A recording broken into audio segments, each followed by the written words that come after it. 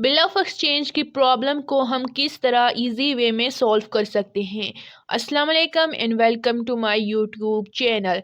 आज हम bill of exchange की प्रॉब्लम नंबर 4 को सॉल्व करेंगे। तो यहाँ पे है A of B R S 400, यानी कि ए ने बी से लोन लिया। तो इस केस में जो हमारे पास ए है, ए हमारे पास लोन ले रहा है, दैट्स वाई हमारे पास ड्राई है, और बी लोन दे रहा है तो बी हमारे पास ड्रायर है।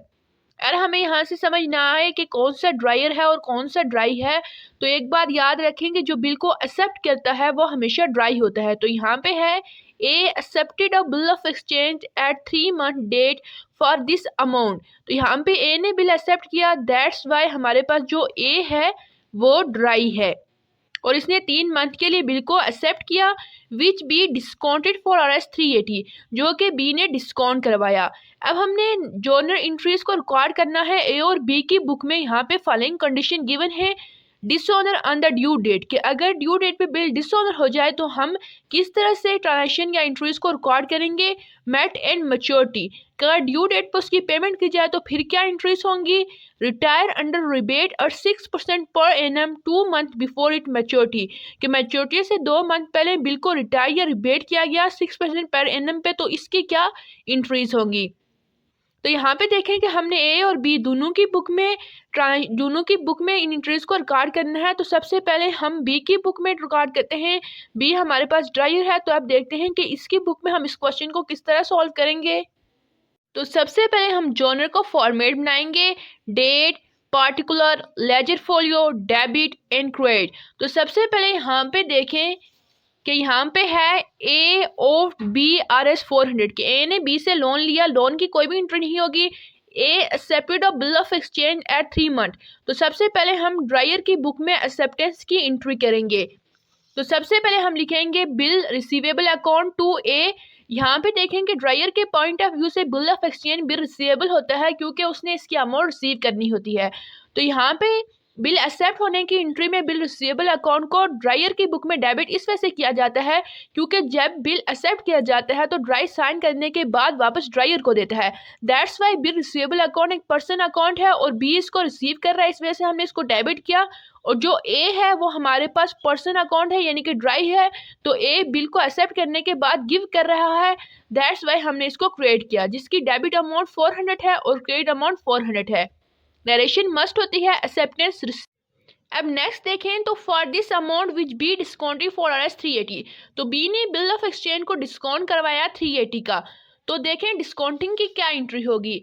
तो ड्रायर की बुक में डिस्काउंटिंग की ये एंट्री होती है, bank account discount account to bill receivable account. तो बैंक अकाउंट को डेबिट इस वजह से किया जाता है क्योंकि बैंक एक आर्टिफिशियल पर्सन होता है, और discounting of a bill of exchange की एक ऐसी टर्म होती है जिसमें जो होल्डर ऑफ अ बिल होता है वो बैंक को बिल सेल करता है, यानी कि ड्यू डेट से पहले होल्डर ऑफ द बिल को पेमेंट या पैसों की जरूरत हो तो वो बैंक को सेल करके पेमेंट ले सकता है।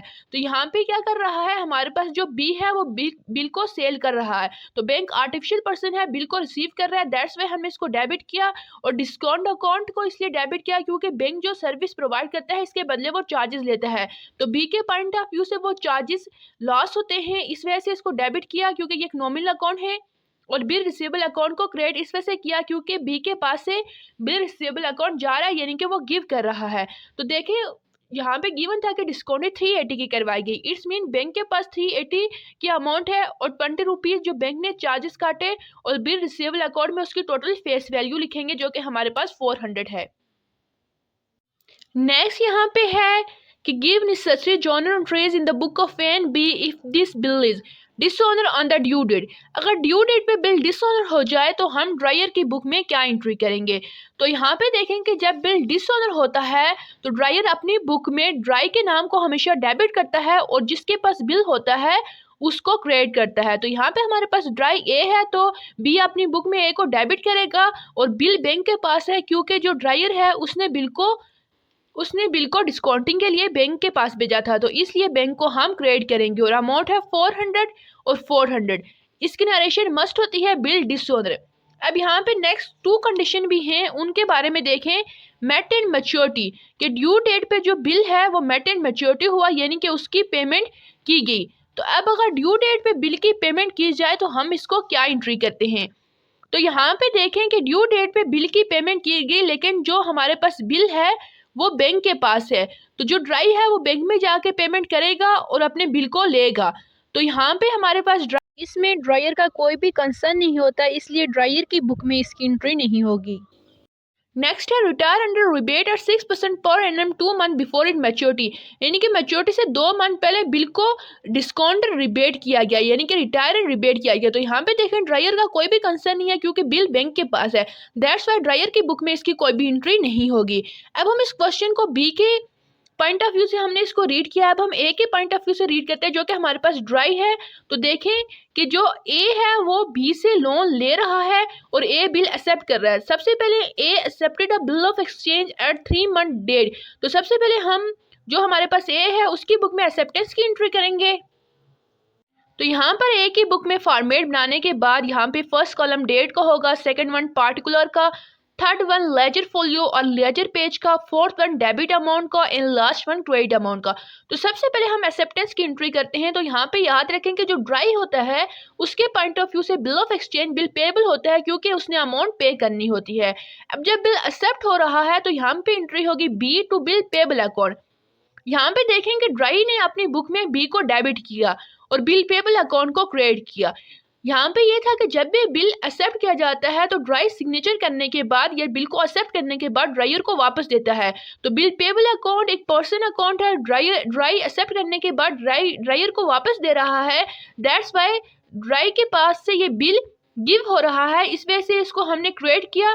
और बी जो ड्रायर है वो बिल को रिसीव कर रहा है, पर्सन अकाउंट है, रिसीव करेगा तो डेबिट करेंगे और इसकी अमाउंट है डेबिट अमाउंट 400 और क्रेडिट अमाउंट 400। यहाँ पे नरेशन मस्ट लिखेंगे एक्सेप्टेंस गिवन। अब हम नेक्स्ट देखते हैं। तो नेक्स्ट इस क्वेश्चन में क्या हुआ, यहाँ पे बी ने बिल को डिस्काउंट करवाया, लेकिन डिस्काउंटिंग की एंट्री कभी भी ड्राई की बुक में नहीं होती क्योंकि ड्राई ने ड्यू डेट पे होल्डर ऑफ द बिल को पेमेंट करनी होती है, चाहे वो होल्डर बैंक हो या फिर इंडोर्सी हो या फिर ड्रायर हो। तो यहाँ पे देखें कि ड्राई का इस बात से कोई भी कंसर्न नहीं हो कि बिल डिस्काउंट हो रहा है या कुछ भी हो रहा है, दैट्स वाई इसकी एंट्री नहीं होगी। अब यहाँ पे है give necessary journal entries in the book of A and B if this bill is. तो हमने ए की बुक में तो हमने बी की बुक में तो नेसेसरी एंट्रीज कर ली थी, अब हम ए की बुक में करते हैं। डिसऑनर ऑन ड्यू डेट, क्या ड्यू डेट पे बिल डिसऑनर हो जाए तो ड्राई की बुक में क्या एंट्री होगी। बिल डिसऑनर किसे कहते हैं, ये बिल ऑफ एक्सचेंज की एक टर्म है कि जब जो ड्राई होता है वो पेमेंट करने से इनकार कर देता है तो वो बिल डिसऑनर हो जाता है। इस केस में हम क्या एंट्री होगी, डिसऑनर की एंट्रीज को हम एक ट्रिक से भी याद रख सकते हैं कि जब बिल डिसऑनर होता है तो ड्राई अपनी बुक में ड्रायर के नाम को क्रिएट करता है और बिल पेबल अकाउंट को डेबिट करता है और यहाँ पे इसके अमाउंट लिखेंगे 400 डेबिट अमाउंट और 400 क्रेडिट अमाउंट और यहाँ पे नरेशन मस्ट होती है बिल डिसऑनर। अब यहाँ पे नेक्स्ट देखें तो सेकंड कंडीशन है मेट एंड मैच्योरिटी, यानी कि ड्यू डेट पे हमारे पास ड्राई ने पेमेंट की। तो यहाँ पे देखें कि जब ड्राई पेमेंट करता है तो वो कैश अकाउंट को क्रेडिट करता है क्योंकि कैश रियल अकाउंट है और ड्राई पेमेंट करता है तो उसके पास से गोज आउट होती है। और bill account bill payable account को डेबिट इस वजह से करता है क्योंकि वो पेमेंट करता है जब भी तो बिल को वापस अपने पास लेता है, यानी कि बिल रिसीव करता है। तो इस वजह से बिल पेबल अकाउंट को उसने डेबिट किया जिसकी अमाउंट ऑफ 400 और credit amount of 400। Narration must होती है कैश पेड। अब यहाँ पर हमारे पास इसकी थर्ड कंडीशन है retire under rebate at 6% per annum 2 month before it maturity, यानी कि मैच्योरिटी से 2 मंथ पहले बिल को रिटायर किया गया। तो ये बैंक में रिटायर हुआ, दैट्स वाई इसका ड्रायर या ड्राई से कोई भी कंसर्न नहीं होता, इस वजह से इसकी एंट्री ड्राई की बुक में भी नहीं होगी। ये थी हमारी आज की वीडियो जिसमें हमने बिल ऑफ एक्सचेंज के प्रॉब्लम नंबर 4 को डिस्कस किया।